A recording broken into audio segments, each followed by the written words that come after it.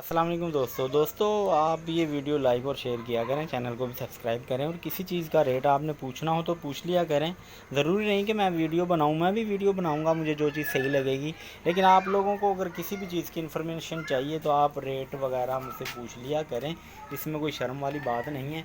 आटे का रेट अच्छा कम हो गया, आटे का रेट 1100 रुपये का तोड़ा हो गया। पहले 1200 रुपये का तोड़ा था, अब 1100 रुपये का तोड़ा हो गया। अब दुकानदारों की अपनी मर्ज़ी है कि वो ये तोड़ा कितने का सेल करते हैं। आटे का 1110 का करते हैं, 1120 का करते हैं या 1130 का करते हैं। होल सेल रेट पर 1100 रुपये का ये तोड़ा मुझे मिला है, ठीक है।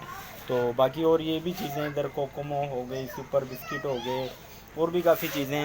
आपको किसी भी चीज़ की कोई इन्फॉर्मेशन चाहिए तो मुझे आप मैसेज कर दिया करें। वीडियो पसंद आए तो इसको लाइक और शेयर ज़रूर करें। हमारे चैनल को भी सब्सक्राइब कर लें और उसके साथ जो बेल का आइकन है इसको लाजमी क्लिक करें, ताकि मैं जैसे ही कोई न्यू अपडेट दूँ तो उसका एक नोटिफिकेशन आप लोगों को मिल जाए। Thanks for watching. अल्लाह हाफिज़।